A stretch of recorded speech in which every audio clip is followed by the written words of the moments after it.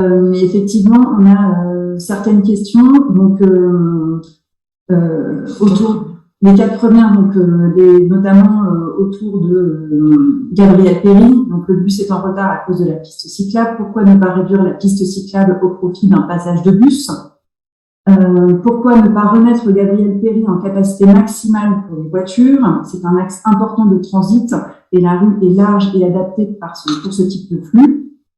Pourquoi ne pas privilégier les vélos sur Solidarité et Stalingrad, mais remettre la circulation et le stationnement comme avant sur Gabriel Péry? Donc, et on me demande aussi quel est le réel projet d'aménagement sur Gabriel Péry. Donc, je vous propose, Monsieur Stern, Bon, merci. D'abord, une première remarque. Premier contexte. Moi, j'habite dans le quartier Jean-Moulin-Beaumont. Je fais partie du collectif d'animation et c'est à ce titre que je vais m'exprimer. Et donc, je n'habite pas le quartier Solidarité Carnot, même si nous travaillons beaucoup avec le conseil du quartier de Solidarité Carnot. Donc, première chose que je voudrais dire, je pense que la municipalité s'en est peut-être pas rendu compte parce qu'elle n'habite pas là où nous habitons. Mais le fait de parler d'un quartier apaisé et de ne pas parler des autres, nous, on a eu l'impression d'être un quartier sacrifié. Et quand je dis ça, je ne veux pas m'opposer aux habitants de Solidarité Carnot. Je dois dire qu'en plus, j'habite sur la rue Rapatel, qui depuis la mandature Brard, donc ça fait 5 mandatures, avait décidé que l'avenue Jean Moulin, donc tout l'axe Jean Moulin-Rapatel, était un axe de délestage, de manière à effectivement apaiser le centre-ville. Donc ça fait tout un moment que nous, on subit le contraste des quartiers apaisés et qu'on a l'impression d'être un quartier sacrifié. Et je dois vous dire qu'un élément qui n'a pas du tout été pris en compte et qui aurait été intéressant quand même, c'est d'arriver à mettre un compteur sur la rue Rapatel et l'avenue Jean Moulin pour comprendre à quel point on est aujourd'hui en pays. Moi, je suis passé à 9h moins quart ce matin, c'était complètement fou puisqu'il y avait en plus une énorme semi-remorque qui était bloquée puisque l'entrepôt Relman n'était pas ouvert et qui bloquait toute la circulation. Donc tous les matins, c'est quand même une galère pour nous et ça fait longtemps que ça dure. Donc, je voulais le dire d'entrée de jeu, même si je suppose que dans la tête de la municipalité, c'était pas ça l'idée, mais en tout cas, c'est vécu comme ça de notre côté. C'est le premier point. Le deuxième point que je voulais dire, c'est je suis content d'avoir entendu Olivier Stern dire 2 choses. D'une part, enfin, qu'il y aurait une voie aussi propre pour le bus, parce que le transport public, c'est quand même étonnant qu'une municipalité de gauche qui veut défendre des services publics ait à ce point négligé la question du bus, et notamment du 127 qui vient du Haut-Montreuil, où les gens n'ont pas d'autre alternative que de le prendre, et qui descendent, et qui, moi je dois le dire, au moment des heures de pointe, parce qu'on a eu uniquement des moyennes, c'est une demi-heure à 3/4 d'heure dans le sens Montreuil, enfin vers la Croix-de-Chavaux, pour les gens qui sont dans le 127. Donc ça, c'est pas admissible. Donc très bien, je prends note de ce qui a été dit. Et deuxièmement, la largeur de la piste cyclable, on l'avait dit nous il y a très longtemps, elle nous semblait beaucoup trop large. Troisièmement, ce que je voulais dire aussi, il y a quand même, parce que ça fait partie de notre expérience, l'avenue Jean Moulin et la rue Rapatel ont été à un moment donné à notre demande mis en étude pour être structurés. Elles l'ont été, et à l'époque, c'était pas cette municipalité-là, mais c'était déjà le premier mandat de Monsieur Bessac. On a eu un jeu de bowling entre le département et la ville. La ville nous disant c'est le département, c'est eux qui ont en main l'aménagement, c'est une voie départementale, on n'y peut pas grand-chose. Et le département nous disait ce n'est pas vrai, on travaille avec la ville, ils connaissent aussi bien que nous le projet. Toujours est-il que quand ces travaux ont commencé, d'une part, on n'avait pas été consulté, même pas informé. Et deuxièmement, il a fallu qu'on insiste fortement de manière à ce qu'on tienne compte de nos points, au point que même ils avaient oublié de laisser des entrées et des sorties, par exemple, pour les habitants des grandes tours de la RIVP. Donc je veux dire, moi j'insiste auprès de tout le monde pour dire, l'idée de nous dire, il y a un projet départemental mais on ne le connaît pas, et vous ne le connaîtrez qu'à la fin de l'année, et puis ce sera, la consultation sera étalée. Moi très franchement, l'expérience qu'on a eue, c'est une expérience négative. C'est-à-dire que il n'est pas possible de nous dire qu'aujourd'hui, le département ne peut pas nous ouvrir les livres pour nous donner quel est son projet. Je n'y crois pas. C'est pas possible. Un département ne travaille pas comme ça. Moi, j'ai été, excusez-moi, j'ai travaillé dans la territoriale. C'est pas vrai. C'est pas possible. Ce projet, il est déjà existant et je ne comprends pas, et je le dis, et on aura une réaction assez violente s'il faut. Il faut qu'on nous donne les éléments pour qu'on puisse le juger avant et pas qu'on vienne nous le donner au dernier moment où on ne pourra plus rien modifier, ou alors ça se fera à la marge, comme on l'a en partie vécu sur l'avenue Jean Moulin. Ensuite, dernière chose que je voulais dire, il y a le problème dans l'aménagement qui a été fait. Je ne comprends pas. Il y a une largeur de l'avenue Gabriel Péri, mais la voie vélo, ou comme tout l'aménagement, on nous dit qu'ils doivent aller jusqu'au carrefour des Rigolos au minimum. Donc, ça prend l'avenue Stalingrad. Dans cette avenue Stalingrad, elle n'est pas du tout aussi large que l'avenue Gabriel Péri. Donc, comment vous envisagez les choses? Et deuxièmement, dans la situation actuelle, il y a quelque chose qui est insupportable, c'est ce qui se passe devant l'école Angela Davis. Il y a une école, et la plupart des mômes qui vont dans cette école, ils viennent de notre quartier et de l'Espoir. C'est une école qui est complètement polluée en ce moment avec les embouteillages qu'il y a, puisque en plus sur Stalingrad, les embouteillages sont encore plus forts que sur Gabriel Péri. Donc c'est tout à fait inadmissible ce qui se passe au niveau de l'école Angela Davis. On parle souvent de l'école Louise Michel, mais enfin regardez Angela Davis. Alors c'est une question qu'on a eu aussi dans le chat. Monsieur, Enchanté, excusez-moi. Donc j'avais deux questions en fait. La première, ça concernait, mais vous en avez parlé, c'était le croisement rue Condorcet, avenue Gabriel Péri. Okay. Visiblement, le problème qui était remonté, c'était la signalisation au niveau du croisement et qui posait problème plutôt pour les vélos. Moi, je trouve que c'est plutôt au niveau du croisement voiture que ça pose problème, parce que le panneau qui reste, c'est l'ancien. Enfin, celui qui correspond à l'ancienne avenue Gabriel Péri, qui était à deux voies, enfin 2 fois 2 voies, à cet endroit-là. Et du coup, le panneau céder le passage, il est au niveau de la piste cyclable. Donc, si on le respecte, on a tendance à plutôt laisser passer les vélos. Donc, je trouve que c'est pas trop le problème des vélos à ce niveau-là. Par contre, une fois qu'on a passé le céder le passage, on traverse cette piste cyclable et au niveau de la voie voiture, il y a plus de panneaux, il y a plus de signalisation. Donc on ne sait pas si c'est une priorité à droite, on ne sait pas si c'est un cédé passage. Donc une fois sur deux, on passe on cédé le passage. Une fois sur deux, c'est priorité à droite et une fois sur 10, ça peut être un accrochage, parce que les gens ils laissent pas forcément passer. On ne sait pas trop ce que c'est. Donc à ce moment-là, je trouve que c'est la situation a pas été modifiée suite à une modification de taille de la voie. Et l'autre remarque que j'avais d'un point de vue plus général, c'était sur les arrêts de bus, pas seulement sur l'avenue Gabriel Péri, mais sur d'autres. C'est l'avenue de la Résistance qui monte vers la 3, je crois, si je ne me trompe pas, sur le nom de la rue, qui monte de la Croix de Chavaux vers la 3. Oui, c'est Résistance. Ouais. Résistance, ouais. Bon, enfin, en gros, c'est toutes les avenues qui ont été réduites de 2 voies à 1 voie de circulation.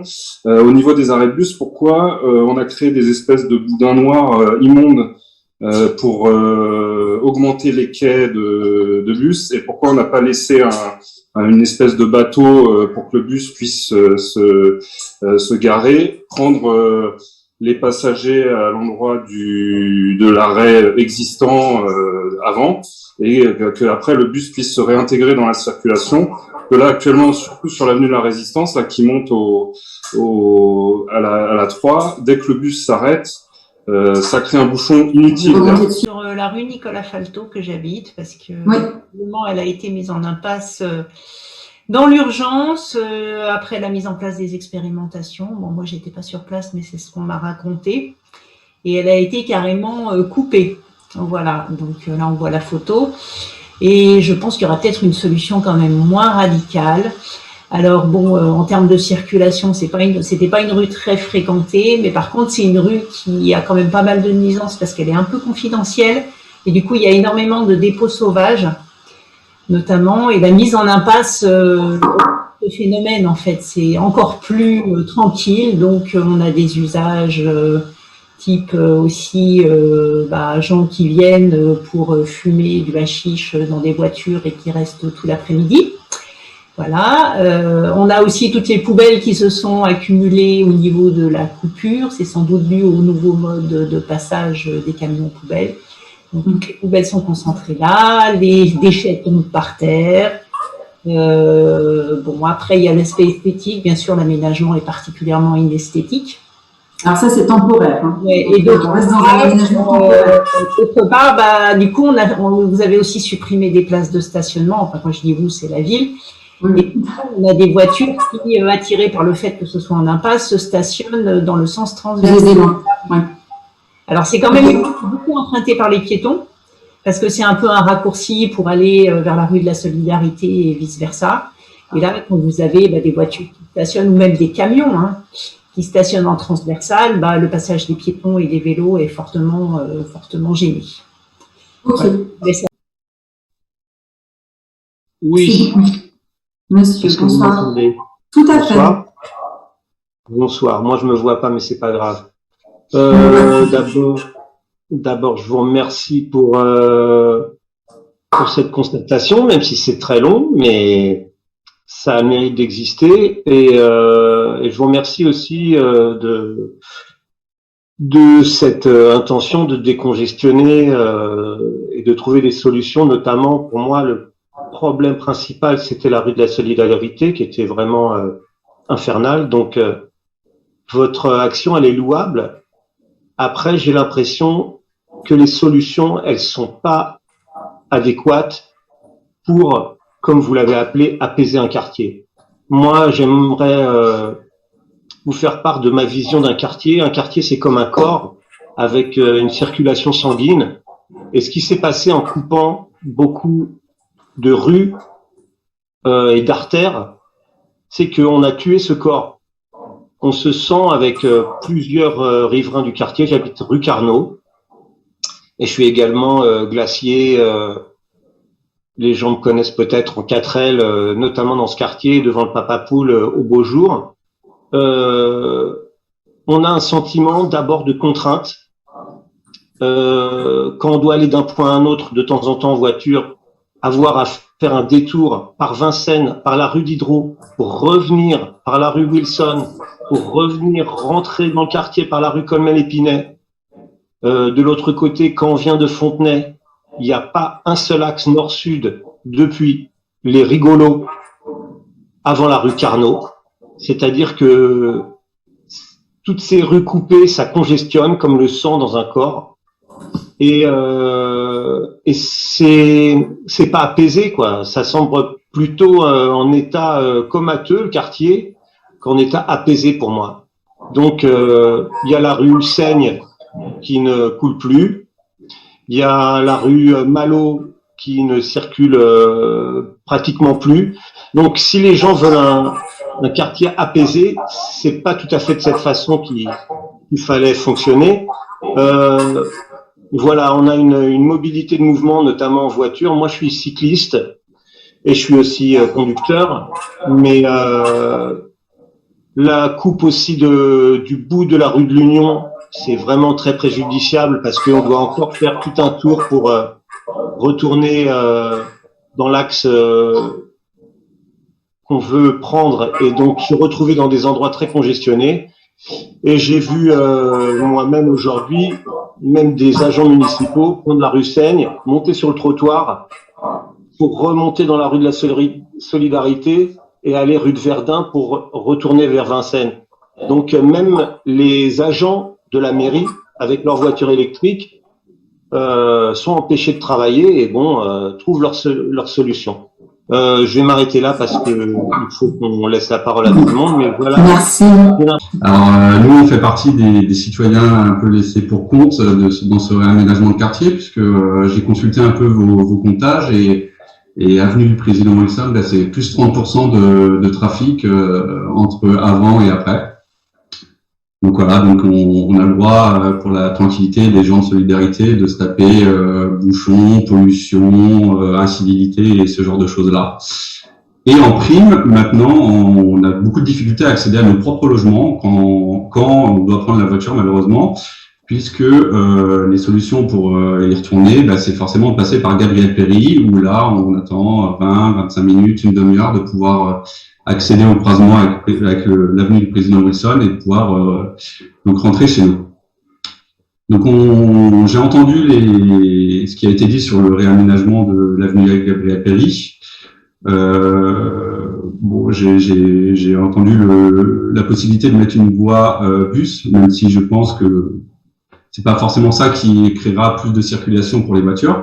En revanche, il y a des possibilités qui peuvent être mises en place peut-être un peu plus rapidement. Donc, on a parlé des feux, mais on n'a pas envisagé l'idée de passer au niveau du carrefour, donc du croisement de Gabriel Péri de l'avenue du président Wilson, à 4 voies avec des voies pour stocker les voitures qui tourneraient en croisant la voie opposée. Donc, ça permettrait peut-être de mettre les feux de circulation d'est en ouest en passage en même temps, et donc de faire passer plus de voitures sur le temps de feu. Je tiens à dire que on se sent un peu déconsidéré de voir que dans cette réunion, on parle de qu'est-ce qu'on va mettre dans les squares de poche, des bancs, des arbres, des trucs, et que nous, pendant ce temps-là, on a la pollution, le bruit et tout ça devant nos portes. Et voilà, on ne se sent pas très considéré sur ces points-là. Une autre possibilité, ça serait aussi de délester l'avenue Gabriel Péri en rouvrant l'avenue de la Solidarité. Alors, je rassure les personnes dans le chat, pas dans les deux sens, mais juste dans le passage d'est en ouest, donc en rouvrant le square de poche. Ça permettrait de décharger un peu l'avenue Gabriel Péri et peut-être d'apaiser aussi les habitants en périphérie qui jusqu'ici ont été plus dérangés qu'apaisés par la mise en place de ces aménagements. Voilà, ce sont des petites propositions que je tenais à partager. C'est vous qui m'indiquez le petit dessin là, avec les voies d'élection. Exactement. Et c'est pour ça que je demandais s'il y avait une adresse courriel à disposition, parce que j'en ai fait un peu plus, un peu moins dessiné sur un bout de feuille, comme ça, sur une table debout. Et voilà, je peux vous confirmer. Moi, je voulais revenir sur le cas des enfants d'Angela Davis. Ça a déjà été évoqué, mais en fait, déjà, je remarque qu'il n'y a même pas de comptage sur l'avenue de Stalingrad. Et puis, donc, j'ai bien noté la volonté de reporter la circulation sur l'avenue Gabriel Péri et donc, par conséquent, sur Stalingrad. Et le problème, c'est qu'il y a une école à cet endroit. Donc, qu'est-ce qu'on fait pour tous ces écoliers qui vivent toute la journée avec la pollution, le bruit des voitures, le bruit des klaxons, et qui, 2 fois par jour, au moins, doivent traverser ou cheminer cette avenue qui est, pour leur sécurité, inadmissible. Je vais se répondre tout de suite. Je ne sais pas, coup de baguette magique. Bonsoir, merci pour ce passage. C'est vrai qu'il y a différents intérêts et qu'on doit tous habiter ensemble, on doit tous vivre ensemble. Maintenant, ça fait 30 ans que j'habite avenue Gabriel Péri et la situation insoutenable dans laquelle nous sommes n'existe que depuis 1 an. Donc c'est un axe essentiel utilisé par des commerçants, par des gens qui vont travailler, mais également par le SAMU, la police, les pompiers, mais ça, vous le savez déjà. Hier encore, la police est intervenue parce qu'il y a en plus des problèmes d'incivilité au niveau des automobilistes, des scooters, des vélos, etc. Personne ne respecte plus rien. Le fait j'ai noté que les rues sont fermées pour éviter qu'elles deviennent des raccourcis. On n'aurait pas besoin qu'elles deviennent des raccourcis si la fluidité de la circulation avait perduré sur l'axe Gabriel Péri en direction de Paris. S'il n'y avait pas eu ces problèmes-là, nous n'en serions pas à fermer des portes, fermer des rues, à avoir effectivement des agents de la ville qui passent dans tous les sens et qui passent outre et qui tournent en rond. Personnellement, dans notre petite maison, on a des problèmes, on doit faire une toiture, comme on peut plus se garer non plus. Alors, il y a aussi cette position un peu écolo qui est un peu bizarre. Donc, il y a une concentration des voitures, une augmentation des gaz d'échappement, parce qu'en fait, les gens ne roulent pas, donc ils consomment plus, donc ils polluent plus, et on a coupé des arbres. Donc, ce qui fait qu'au bout d'un moment, A plus B plus C, l'équation devient assez ingérable. Et donc, je pense qu'il y a des éléments qui nous manquent. Donc, on doit refaire une toiture, on ne peut plus se garer. Il n'y a plus de stationnement résidentiel sur la moitié nord de l'avenue Gabriel Péri. Donc, les artisans ne peuvent pas intervenir chez les différentes personnes. Tout le monde n'a pas un appartement dans un immeuble avec des parkings, des choses comme ça. Apparemment, vous avez décidé de créer une sorte de périphérique qui ferait que l'avenue Gabriel Péri, la rue Diderot et l'avenue du président Wilson représenteraient ce boulevard périphérique pour laisser au calme une petite partie sympathique au demeurant de Montreuil. Mais il n'empêche qu'il n'y a pas que ce petit quartier-là. Il y a le reste. Et là, dans les projets que vous voulez mettre en place, même le fait d'utiliser une voie de bus pour un bus, le 127, qui effectivement prend 20 minutes de plus par jour. Pourquoi il prend 20 minutes de plus par jour? Parce que avec la réduction de cette avenue, il est évident qu'il ne, comme tout le monde, il se retrouve dans je vais changer de mot. Il se retrouve dans une situation noire, voilà.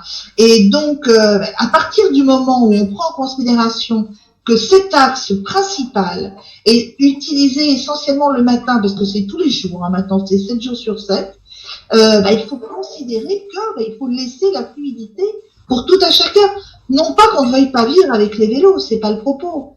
Et c'est vrai qu'ils ne seront pas plus à l'abri avec des patinettes qui sont à 25 km/h, des motos, des scooters, parce que quand vous annoncez un chiffre de X milliers de deux roues, il y a tout qui est mélangé. Le chiffre est galvaudé. Et vous le savez très bien, tout le monde, les gens qui habitent sur cette avenue sont les témoins visuels quotidiens de ces abus. Les incivilités, hier dimanche, la police est intervenue, malheureusement, parce qu'il y avait en plus des automobilistes qui ont commencé à se frapper. Voilà. Donc, ça fait beaucoup de choses en même temps. Très bien.